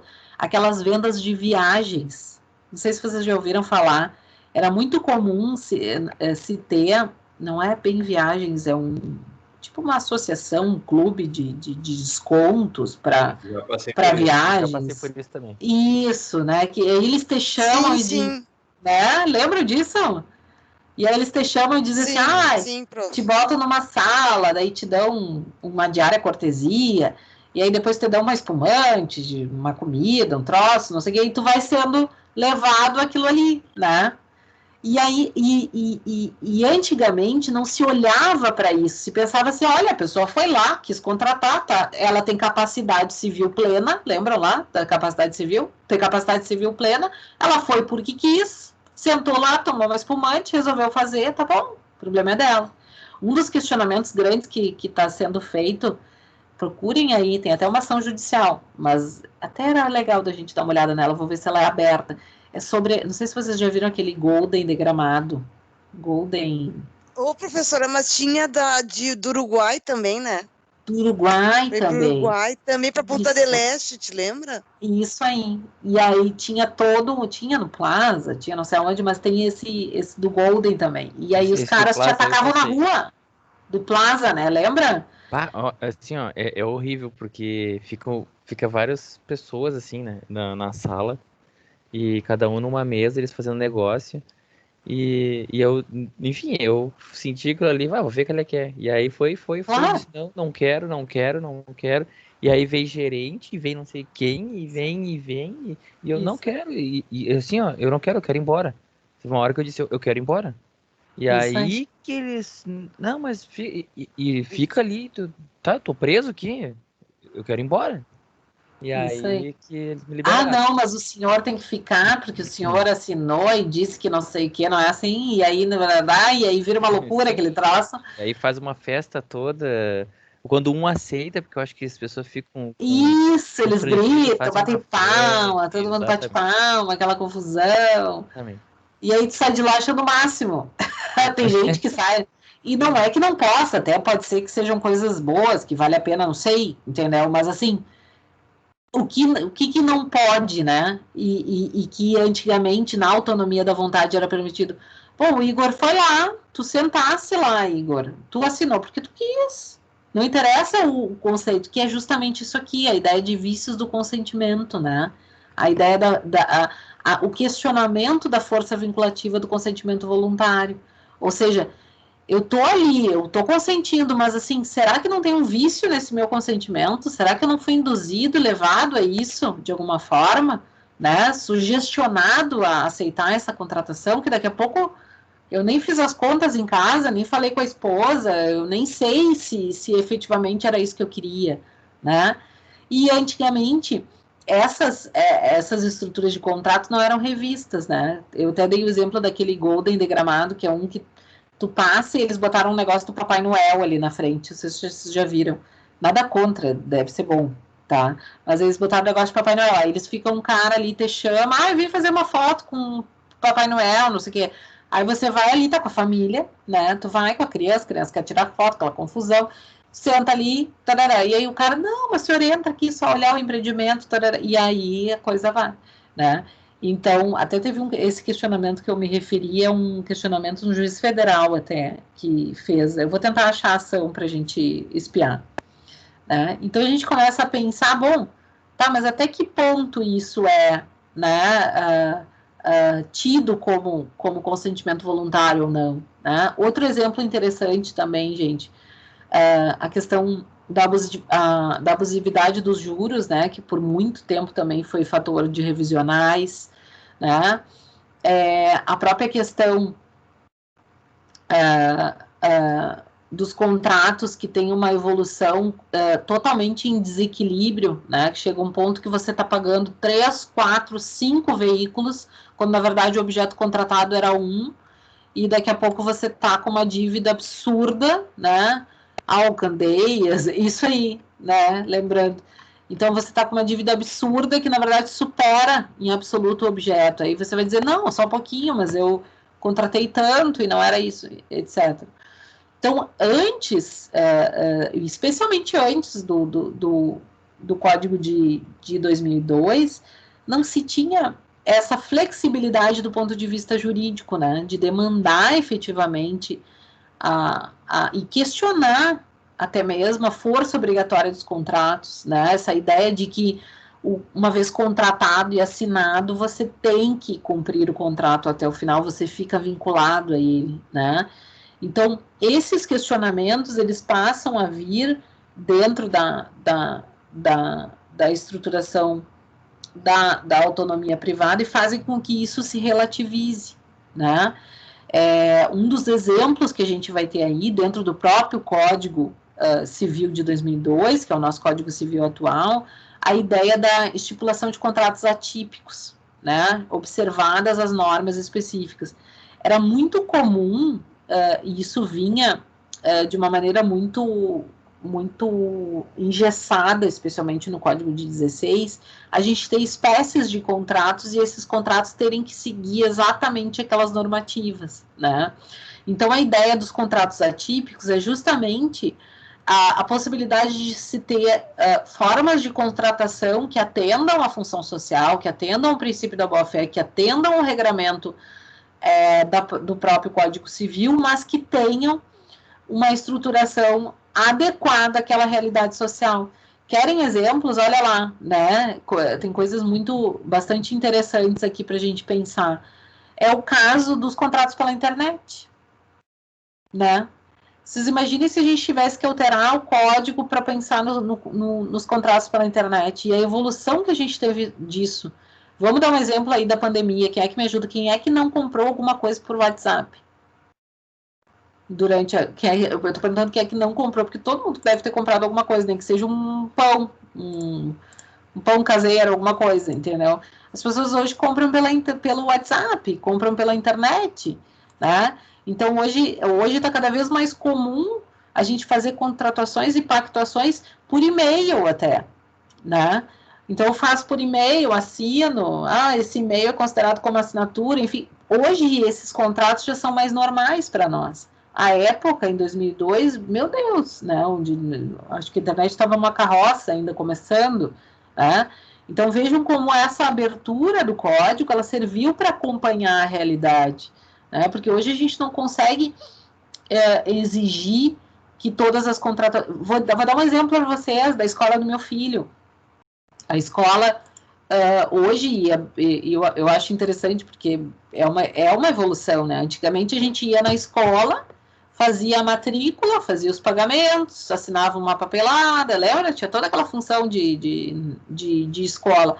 Hoje a gente faz o seguinte, a gente entra na internet, num linkzinho, clica lá, aceito, tarará, assina, escolhe lá o que vai fazer e acabou, vem o boleto depois. Você nem tem contato com a escola, Então, esse tipo de contratação também foi uma forma, e essa relativização através da nova estrutura da autonomia privada, foi uma forma de fazer com que se tivesse um outro olhar, né, para esses contratos que viriam aí pela frente. Gente, uma outra consequência interessante para a gente pensar sobre isso também é justamente a estrutura da autonomia função social, né? Eu disse para vocês que é algo que tensionou bastante, né, no sentido de estabelecer qual é a função social, como é que os contratos podem atingir efetivamente essa pactuação, né? E isso acaba tendo muito a ver com a ideia de limitações da liberdade individual, né? Então é como se, e aí peço que vocês imaginem, né, um monte de bonequinho, né, que são livres para contratar sem problema nenhum, mas é como se eles tivessem uma capinha em cima deles, né, com uma limitação. Querem ver uma das questões interessantes, né, e que isso acaba aparecendo e tensionando essas questões da autonomia privada. Antigamente havia uma preocupação muito menor, por exemplo, com a questão ambiental. Então você ia lá, comprava o terreno, enfim, tararás, e tacava a ficha, né? Lembro dos terrenos da praia, que as criaturas botavam até fogo nos terrenos sem saber que estavam danificando o solo, enfim, toda uma questão ambiental. Então hoje isso, além de ser controlado do ponto de vista administrativo, do ponto de vista penal, por vezes, né, a questão ambiental, por exemplo, aqui, também tem que ser contratado, com a liberdade contratada, do ponto de vista da função social do contrato. Ou seja, você vai comprar esse imóvel, você vai construir, mas quais são os limites que o Estado vai impor em cima desse imóvel, desse terreno, desse local que você vai comprar e que você vai construir, né? Então, a ideia de função social é que o contrato também tem que observar a coletividade, percebe? Então, não posso pensar só no contrato entre eu e o Igor, que resolve me vender o terreno, que resolve me vender o veículo, que resolve... Não, eu tenho que pensar qual é a função, qual é a repercussão, a eficácia social que vai ter esse contrato, né? Então, percebam o quanto isso passa a ser uma intervenção do Estado e, como a gente diz, uma funcionalização do direito, né? Ao mesmo tempo, passa a ser, sim, uma limitação na liberdade de contratar. Porque a gente tinha a ideia secular e a ideia lá dos idos da sociedade liberal e da Revolução Francesa era muito do sentido, a propriedade é minha, o terreno é meu, eu faço o que eu quiser. Não era assim que a gente pensava, né? Não, mas eu estou dentro da minha área aqui, ó, faz o que quiser, né? Estou brincando, mas é que era nesse sentido, né? E aí a gente começa a ver um movimento do próprio Código e das alterações que vieram com o próprio Código Civil, estabelecendo, por exemplo, o direito de vizinhança, né? Os limites dentro do terreno para construção, né? Por que a gente não pode... em uma determinada metragem dentro do terreno, construir uma janela que fique encostada no terreno do vizinho? Quantas vezes vocês já não viram discussões, e eu digo para vocês, pela própria delegacia já vi, né, discussões sobre, por exemplo, desculpem, o muro, porque construiu um muro na minha área, alto demais, tapa meu sol da janela, ou construiu não sei o que, né? Então, o direito de construção, os limites para isso, né? A questão ambiental, como eu coloquei, que no sentido da sustentabilidade. Então, uma série de questões que aparecem e que fazem com que a gente comece a pensar sobre como essas estruturas têm que ser pensadas dentro do nosso código e também podem vir, inclusive, a ser fator de nulidade. Olha só, né? Podem vir, inclusive, a ser fator de nulidade e de reconhecimento de nulidade dentro da estrutura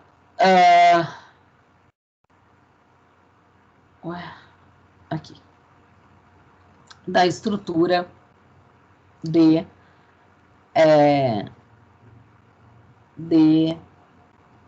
direito privado. Deixa eu só botar para lá. Gente, a ideia, então, também ai, tô tentando ver como é que eu faço isso aqui. Deixa eu ver. Peraí. Cadê você? Aqui.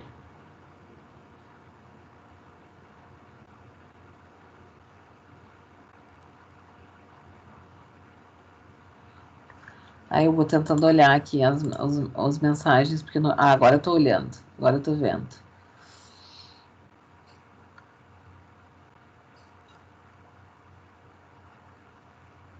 Samuel, tu sabe que me assusta também, de certa forma, né?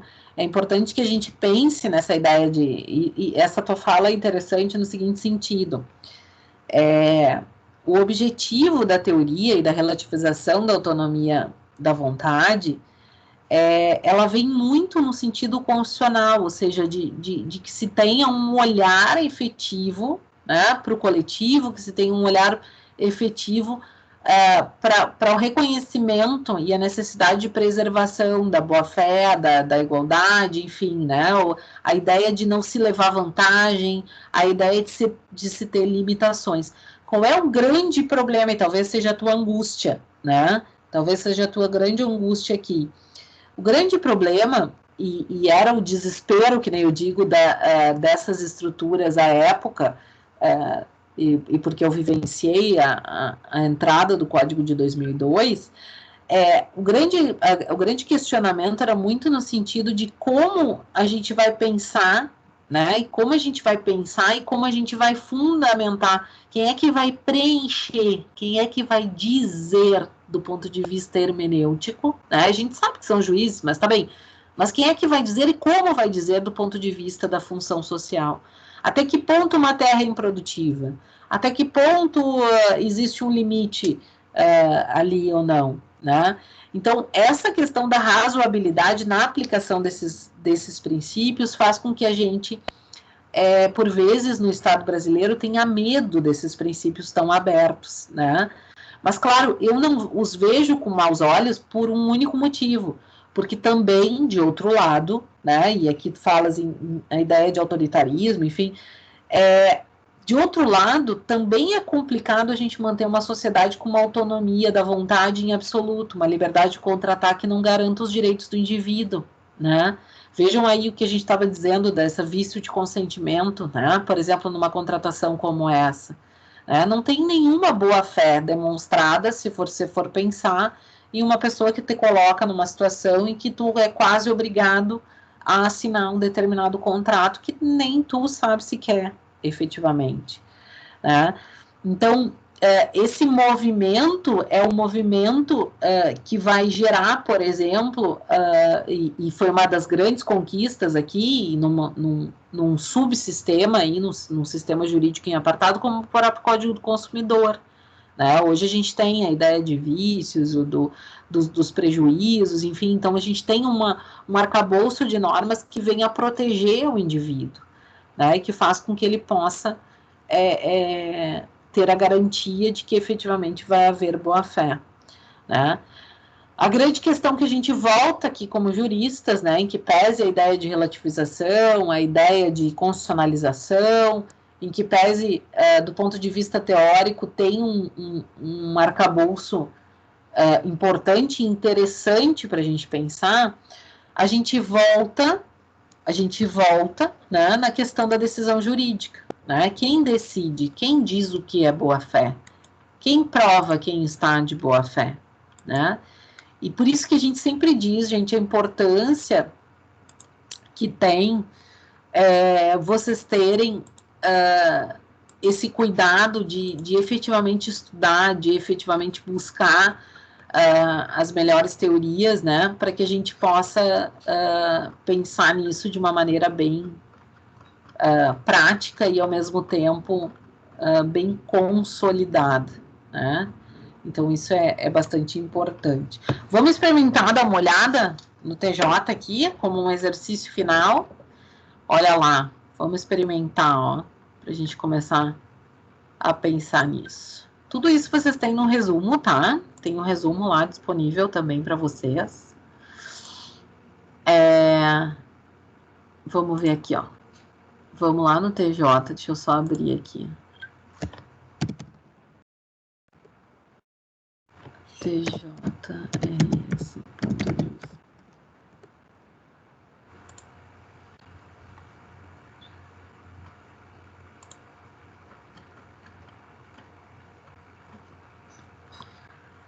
Deixa eu abrir aqui. Em um minuto eu já compartilho com vocês.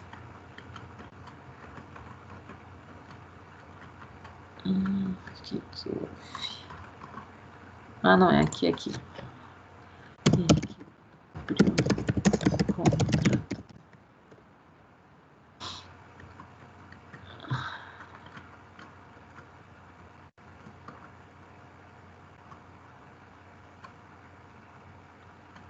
Que susto, achei que não ia aparecer nada, quase fiquei louca. Olha só, vamos lá para os exemplos, ó, para a gente chegar no mundo mais palpável, ó. Deixa eu dividir com vocês. Se quiserem abrir também e procurar, é legal, ó. Dá para a gente trabalhar. Deixa eu ver aqui. Aqui, ó, o que você vai botar lá em cima, ó, gente? www.tjrstudojunto.jus.br, que é o nosso Tribunal de Justiça aqui do Estado, tá? Então, você vai colocar lá no Tribunal de Justiça aqui do Estado para você poder fazer a sua pesquisa. Você entra, coloca em jurisprudência, tá? Coloca ali, ó, em jurisprudência. Quando você coloca em jurisprudência, você pode pesquisar livre, ó. Botei ali, ó, equilíbrio contratual, nem botei acento. Bota buscar, toca a ficha, vem lá os filtros, ó. Vamos lá, ó. Vamos ver aqui, ó, Dr. Leoberto. Vamos ver o que tem aqui. Ó, olha que legal esse aqui. Vamos olhar ele, ó. Aí você abre aqui no número, aí você pode baixar como doc, ó. Ponto .doc, vai abrir aqui no final. Você abre. E aí viu lá o acórdão. Já deram uma olhada em algum acórdão? Acho que sim, né? A professora Vanessa já fez um... Claro, a gente já olhou em sala de aula, mas assim, algum que vocês tenham buscado já, né?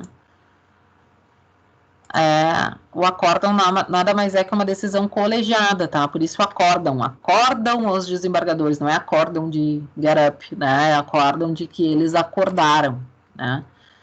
E por isso se chama acórdão. Deixa eu abri-lo aqui, e aí eu vou ter que compartilhar ele mesmo, tá? Um minuto. Deixa eu botar lá.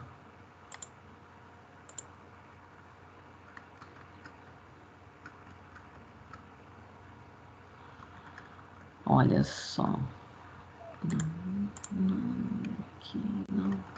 Cadê você?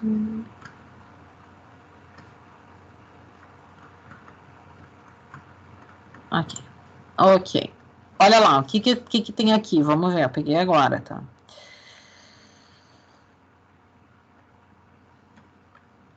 Caso concreto, o que aconteceu, tá? Surgimento de goteiras em diversos cômodos da casa. Constatação de defeitos no telhado, necessidade de reforma com substituição total da cobertura. Oferecimento de moradia temporária e bonificação sobre o aluguel durante o período da reforma. Não aceitação da proposta pela locatária. Rescisão do contrato por iniciativa da locatária na forma do artigo 26. Ato lícito do locador, ilícito do locador não demonstrado ressarcimento indevido. O que ela pediu, tá? Ela alugou um imóvel residencial. Começou a surgir goteiras no imóvel, tá? Em vários cômodos da casa. Se constatou, então, defeitos no telhado e a necessidade de reforma total. Tinha que reformar totalmente a cobertura do imóvel. Ela propôs, então, o oferecimento de uma moradia temporária para ela sair, né? E mais uma bonificação sobre o valor do aluguel, ou seja, um desconto no valor do aluguel durante o período da reforma. Ou seja, ela não queria mais nada, né? Mas, enfim, vamos lá. A locatária, ou seja, não aceitou, né? Então, ou seja, aquela que estava locando, não aceitou o pedido e pediu, então, a rescisão do contrato. E aí eles vão dizer o seguinte, que não há ato ilícito do locador, né? O locador não fez nada, não tem danos a serem reparados aqui do ponto de vista, ó. Aí o que eles disseram, ó, nesse contexto, olha lá, vamos ler aqui, ó. Quanto ao mérito, não há nos autos qualquer evidência de que os defeitos no telhado, ou seja, os problemas que estavam ali, já existiam ao tempo da realização do contrato. Ou seja, de que o telhado já estava estragado à época do contrato. Tá?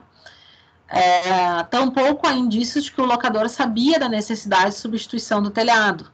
Ou seja, de que era anterior. Teria sido disponibilizado o imóvel para locação antes de realizar os imprescindíveis reparos. A despeito do risco de sinistro por alagamento, etc. Outro sim, a resolução do impasse causado pela constatação de defeitos no imóvel no curso da locação atendeu o artigo 26 da Lei de Locações, porque a Lei de Locações ela delimita os prazos que se tem para a possibilidade de pedir a rescisão do contrato, sem indenização, sem multa, etc, etc. Tá? De licitude em razão da conduta do locador após a constatação dos problemas. Então, o que eles se deram conta? Olha, não ficou comprovado que o vício era anterior, antes da locação. Ele locou, aconteceu, as goteiras caíram enquanto ela estava lá dentro do imóvel e ela pede, então, indenização no sentido de ter tido transtornos em razão das goteiras, etc. Então, ela quer uma indenização em razão disso, né? Então, o que os magistrados estão dizendo aqui? Eles estão dizendo o seguinte, olha, embora não se ignorem os transtornos causados pela situação, notadamente, a necessidade de substituição da moradia familiar, inclusive a necessidade de substituição da moradia familiar, entendo não ser imputável ao locador qualquer responsabilidade por prejuízos decorrentes das sucessivas mudanças que a autora teve que realizar. Ou seja, ele não tem culpa de que ela teve que se mudar várias vezes e que teria que se mudar mais uma vez, em razão das goteiras que aconteceram. Por quê? Porque quando ele locou o imóvel, ele não imaginava, né, não tinha ainda qualquer notícia de que se tivesse problema efetivo no telhado. E aí ele diz que, já que não restou caracterizada a norma jurídica, a violação à norma jurídica ou ao dever de boa-fé. Olha isso. O que se aplicou aqui, gente? O princípio jurídico da boa-fé. Então, se a gente fosse olhar para o contrato do ponto de vista anterior, o que se faria? Não, foi feito o contrato, ele sabia. Não, ele não quebrou o dever de boa-fé, ele teve boa-fé, ele se disponibilizou, mas ele não vai responder por danos que ele não foi responsável, por prejuízos que efetivamente ele não foi responsável. Tá? Então, bem interessante, bem complexo até o acórdão aqui. Vamos ver o mais simples, para a gente falar em equilíbrio contratual.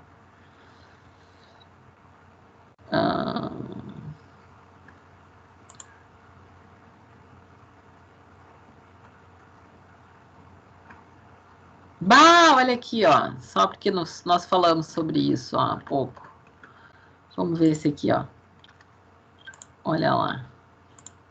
Vamos espiar mais um e aí eu deixo vocês respirarem. Olha lá esse aqui, Esse aqui, bem legal, Recurso inominado, consumidor, promessa de compra e venda, ação de rescisão contratual, multipropriedade, desistência do comprador, abordagem persuasiva da ré, contratação efetivada sob circunstâncias duvidosas, ludibriando o consumidor. Olha lá. Aqui é a aplicação do CDC, a aplicação do Código de Defesa do Consumidor. O que teve aqui, aquilo que a gente falou agora há pouco, visto de consentimento, né?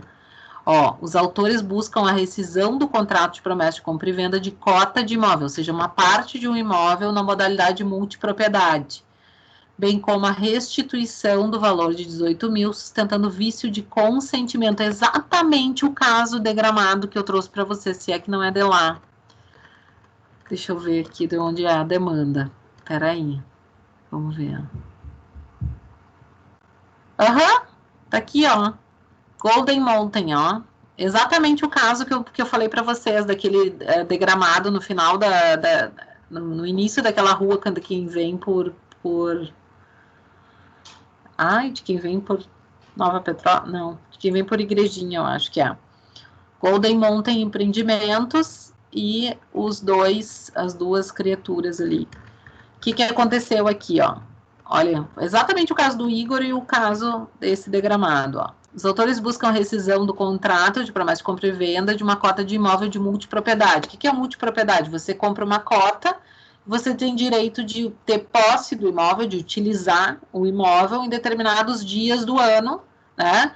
Como se fosse um pool de imóveis. Então, você tem vários proprietários, você é proprietário daquela cota, mas você só pode usar o imóvel durante alguns dias no ano, porque nos outros dias outras pessoas vão utilizar.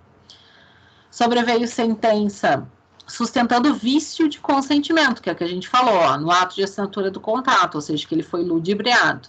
Sobreveio sentença de total procedência da demanda, determinando a rescisão do contrato e a restituição em montante de 3.900 de corretagem. Eles recorreram, as réis recorreram, alegando que não tinha vício de consentimento, que é a liberdade de contratar, que eles poderiam fazer isso sem problema nenhum. Tá bem, tarará, daí aplicaram aqui o CDC, vamos ver o que disseram. Ó. Além do mais, o negócio jurídico, que é o caso, o contrato é um negócio jurídico, a gente vai ver o que são negócios jurídicos com calma, só pode ser anulado quando plenamente demonstrada a existência de vício de consentimento, ou seja, por erro, dolo, coação, estado de perigo, lesão ou fraude, lá do artigo 171, tá? Essa demonstração efetiva tem que ser feita nos autos, né? Então, tem que efetivamente ser demonstrado que ele foi induzido em erro, né? Como era o caso lá do Plaza, como era o caso que nós falamos das viagens, enfim. Ó, no caso, tem-se como incontrovérsia que as partes celebraram o contrato de promessa de confiança de um empreendimento na modalidade multidisciplinaridade. Aqui, pelo visto, improcedente, ó, o recurso, deixa eu ver. O recurso desprovido, foi improcedente. Há de salientar ainda que a simples pesquisa na internet junto a sites de reclamação é evidência de milhares de reclamações, tanto na forma de abordagem quanto na maneira oculta e duvidosa que expõe os possíveis contradores para a celebração dos contratos. Então, tá aqui, ó. O que ele disse, então? Sem dispor que, ainda que minimamente, tempo de análise para a veracidade e a ideia da boa-fé objetiva. Mas eles desproveram, né? Mas é uma possibilidade de se demandar em razão do vício de contratação. Gente, vou aproveitar e vou deixar esses dois julgados para vocês ali, tá bem? E aí, com isso, finalizamos a nossa aula de hoje. Falei demais, me emocionei, que loucura. Tudo bem. Tá bem? Tudo certo? Nesse caso aí, foi cancelado o contrato, né, professora? Não. Ele ganhou em primeiro grau. Não. Ali sobreveio a sentença total procedência da demanda, ou seja, foi cancelado o contrato. Em primeiro grau. E aí quem recorreu foi o Garden lá. Quem recorreu foi o Garden. E aí foi improvido o recurso. Ou seja, sim. Tá certo. Exatamente. Eu passei por algo parecido com isso, professor. E aí eu disse que eu queria pensar, que eu ia para casa e no outro dia eu retornaria. Ah, não, tem que ser hoje, amanhã não tem mais essa promoção, é só hoje, porque eles não deixam de ir para casa para tu procurar a questão de internet, viu o que o pessoal fala. Isso, exatamente. Não, é verdade, desproveram foi deles. Isso mesmo. Essa é a ideia. É que gente, claro, até existe, você efetivamente está comprando, mas é que daqui a pouco tu não quer investir 18 mil numa coisa que daqui a pouco tu vai usar 2 dias. Enfim, depende do que tu tá imaginando, né? E aí a questão da própria persuasão. Mas é interessante, né, da gente pensar. É interessante. Isso aí. Gente, eu vou falar rapidinho.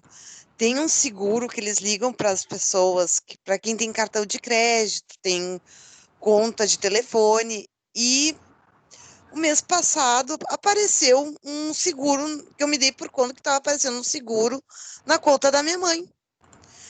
Há 18 meses eles estavam descontando, ela nunca nem autorizou o seguro.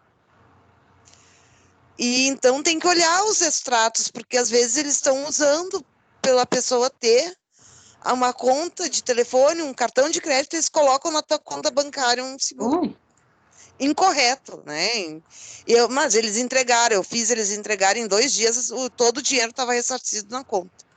Isso dos seguros é exatamente isso. O contrato de seguro é um contrato típico e é bem comum eles ligarem, inclusive também contrato de empréstimo, né? É não, mas isso. E outra coisa, não era, eles não falaram que era seguro, o que eu entendi, porque eu fui olhar os processos, né, professora, em relação à empresa, tudo, eles vinculam como fosse algo positivo de desconto, é um seguro com descontos em vários comércios. E eles colocaram na conta de várias pessoas, tanto até que a minha gerente falou, tem vários colegas aqui no banco que ocorreu o mesmo problema.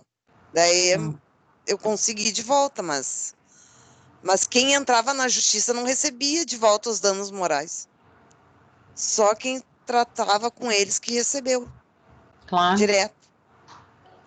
Os danos morais não estavam dando para as pessoas. Mas a gente tem que abrir o olho, né? Porque a gente nem se dá por conta. Claro que, claro que assim, né, estratégia, o professor Hamilton que o diga, né, estratégias de venda fazem parte, né, tudo isso faz parte, a gente também tem isso como, enfim, nas nossas profissões, mas a questão é o limite disso, né, então assim, tem que ter um limite, tu tem que perceber que aquilo ali tá bem, tá dentro do limite, bem como a gente disse, da boa-fé, do equilíbrio, enfim. Aí se torna uma má-fé, né, professora? Exatamente, tem que ter um limite. Olha, eu posso querer contratar, posso querer inclusive comprar, como eu disse, essa quarta parte, posso querer contratar um seguro, como no caso do seguro de vida, o seguro de, né, enfim, mas tem que ter um limite e também tem que respeitar, e isso é muito importante, né, respeitar as características das pessoas, né, a gente vê isso às vezes... A vontade das pessoas, né? Exatamente, a gente vê isso às vezes com pessoas idosas, né.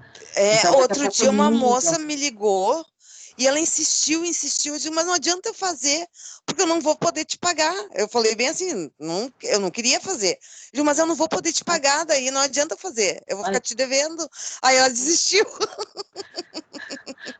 Se tu fosse franca, né, tu disse, olha, eu vou no meu limite, né, é isso que eu tenho. Exatamente, mas aí ela desistiu, entendeu? E ela ficou, acho que uns 15 minutos me convencendo. Eu disse, mas não adianta tu me convencer, eu não vou perder. Não perde teu tempo comigo, eu não tenho dinheiro para pagar. Aí ela me largou de mão. Ai, meu Deus. Daí ela me largou de mão. Mas o que eu ia fazer, né, professora? É melhor assim, né? Não, e é exatamente isso, né? É importante que a gente tenha esse olhar contratual e que a gente saiba também, né? E é importante também a gente alertar as pessoas, né? Olha, eu tô ouvindo tu falar aqui, pensando, porque a gente às vezes não alerta as pessoas da família, assim, bom, né, tem que ter certeza, tem que saber o que está acontecendo. A minha mãe não fez nada, professora. A minha mãe não fez nada. Ela não fez nada, porque tudo que ela faz, sou eu que faço para ela. Claro. Eu tenho conta conjunta com ela desde os meus 18 anos. Claro. Ela me deu de presente de ter conta conjunta com ela. Para mim já ter responsabilidade, ela disse. E aí, assim, então, o que aconteceu? Eu achei que era um seguro pessoal da gente, que a gente tem seguro pessoal, em débito em conta, só que eu achei que era o meu seguro pessoal e o dela. Não, mas não era essa falcatrua, daí por isso que passou desapercebido, né? Até isso a gente também tem que se dar por conta. Só falar que tá no SPC é boa, no SPC de sofá, boa ideia. Também é uma boa, para fugir deles é boa mesmo, eu falo. Boa! Eu não tinha pensado nisso. Boa estratégia. Boa. Mas é uma boa. do colega. Para no Facebook para ver se propaganda de qualquer imóvel, daqui a um pouco já tem até, não sei de onde é que eles tiram o telefone, já tem corredor ligando, né? Eu já digo, não posso, tô no SPC, não vai dar, não consigo financiar. Mas eles sabem que tu não tá, Fábio. Eles sabem tudo de ti, tudo. Eles sabem tudo. Os dados hoje é uma coisa louca, né? Tanto que as grandes discussões que se tem hoje é sobre a lei de proteção de dados, porque é uma... O que eu falo que eu trabalho com imóveis, eu sei como é que funciona. Já tem. E faz parte, né, Ana? É a Ana, né? Faz parte, né? Sim, mas tem que ter um pouco de prudência, assim. Claro! A gente tem aqui na imobiliária uma meta que a gente não faz venda vale tudo. É com bastante responsabilidade mesmo, para não deixar... Isso é legal, porque daí tu acaba fidelizando, né? É isso que eu acho legal. É por indicação, o trabalho mais é por indicação. Isso. Que daí o cliente fideliza, ele te procura de novo, ele sabe, isso é importante. Sim, exatamente. E a questão ali dos empréstimos e coisas que a Lilian estava falando, a minha tia entrou em 2 barcas furadas, só por telefone. Por telefone, depositaram uma vez 7 mil reais na conta dela, que ela nem sabia que estava depositado. E depois, mais um tempo na frente, mais 6 mil reais. E aí começou, ela pagou, ela não sabia, não sei porque ela... E foi pagando parcela. Quando ela se deu por conta que tinha o dinheiro, porque ela tem conta conjunta com a minha avó, ela que cuida, né? E ela achou que era do dinheiro da minha avó. Quando foi ver, tinha uma parcela de 231 por mês, que ela não estava se fregando o que era. E a outra era de 100 e poucos pila também. Um era da Caixa e o outro era da PAN, eu acho. Tá na justiça agora. E ela queria devolver o dinheiro, eles não queriam tirar o dinheiro. Pensa isso. Não, eles não aceitam. Espera agora. É complicado fazer empréstimo. Olha ali, a Letícia diz que não é ela quando liga. Ela diz, não, a dona Letícia não tá. Tem que dizer boa também. Não tá. Já foi, já saiu. É que é complicado, né? Só que acaba virando uma bola de neve. E isso que a Ana disse é exatamente. Aí eles depositam na tua conta, é um empréstimo, tá bem? Tá, mas e aí? Eu nem sei. E daí quando vê 7 mil, mas são não sei quantas parcelas de 200 e tanto. E aí quando tu vê, tu vai o dinheiro rala abaixo. Tu não fez nada com o dinheiro, ou gastou daqui a pouco, sei lá. E o que eles alegam em algumas decisões, até é bom procurar sobre isso, mas eu não procurei. Mas eu já ouvi que a alegação que eles fazem é que a pessoa gastou o dinheiro. E que daí supriria o vício de consentimento, sabe? E isso aqui igual, às vezes é como a Ana diz, a pessoa pode gastar o dinheiro sem se dar conta da origem dele, porque daqui a pouco tu não fica controlando conta, né? Não, mas ela nem mexeu no dinheiro, professora. Sim, falando em dados eu tenho que... exato, no caso dela, não. Tem que lançar as notas, sim, amanhã eu vou lançar, amanhã tem feriado. Vou lançar as 2 notas, tá? Até já fechei elas, mas eu vou lançar amanhã, tá? Daí já lanço, mas fiquem tranquilos, foi todo mundo bem. Mas já lanço amanhã. Professora, os outros professores também estão com dificuldade em lançar as notas, tá com algum problema no portal? A senhora tá sabendo? Não, eu sei que o Augusto teve um problema, porque o portal, e teve até alguns alunos com um problema, vou aproveitar para falar. Só vou parar aqui a gravação, que não tem porquê. Alguns alunos tiveram um problema com